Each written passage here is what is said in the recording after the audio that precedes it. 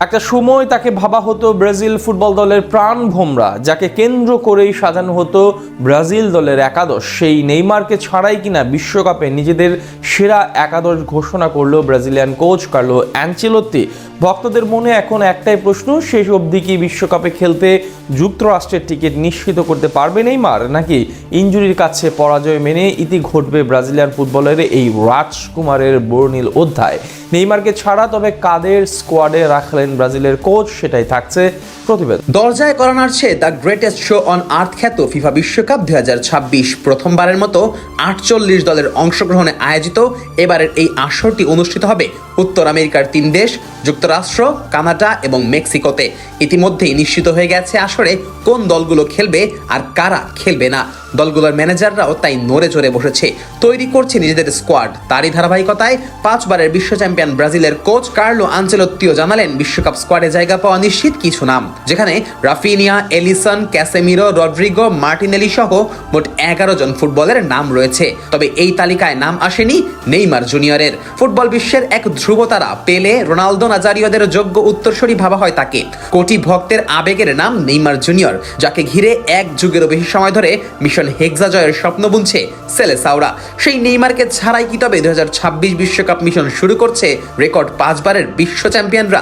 সম্প্রতি ফুটবল বিশ্বে তোলপাড় সৃষ্টি করে ব্রাজিলিয়ান নতুন মাস্টারমাইন্ড কার্লো আনচেলোত্তি ফিফা বিশ্বকাপ 2026-এর জন্য তার প্রাথমিক স্কোয়াডের একটি সংক্ষিপ্ত তালিকা প্রকাশ করেছেন, যেখানে অ্যালিসন, মার্কুইনিয়স থেকে শুরু করে তরুণ তুর্কি এস্তেভাও কিংবা রাফিনিয়াদের নাম থাকলেও রহস্যজনকভাবে অনুপস্থিত ব্রাজিলিয়ান ফুটবলের এক সময়কার রাজপুত্র নেইমার জুনিয়রের নাম।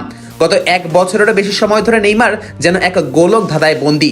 2023 সালের অক্টোবরে উরুগুয়ের বিপক্ষে সেই অভিশপ্ত ম্যাচে এসিএল ইনজুরিতে পড়ার পর দীর্ঘ 369 দিন মাঠের বাইরে ছিলেন তিনি। আল হিলালের হয়ে চোট কাটিয়ে এশিয়ান চ্যাম্পিয়ন্স লিগে ফিরলেও মাত্র কয়েক মিনিটের মাথায় আবারও হ্যামস্ট্রিং ইনজুরিতে পড়ে তাকে মাঠ ছাড়তে হয়, যা তার ফিটনেস নিয়ে বিশাল সংশয়ের তৈরি করে।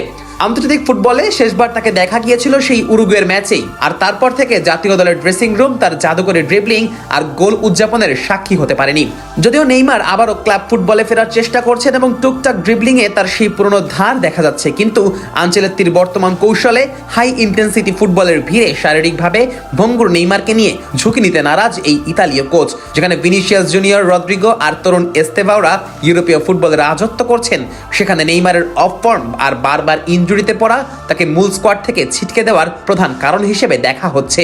আনচেলোত্তির ঘোষিত তালিকায় ক্যাসিমিরো বা ব্রুনো গুইমারেজদের মতো পরীক্ষিত সৈনিকদের নিশ্চয়তা থাকলেও নেইমারের নাম না থাকা কি তবে ইঙ্গিত দিচ্ছে যে ব্রাজিলিয়ান ফুটবলের পোস্টার বয় যুগের অবসান ঘটতে চলেছে, নাকি এটি কেবলই ফিটনেস প্রমাণের জন্য নেইমারকে দেওয়া এক প্রচ্ছন্ন সতর্কতা?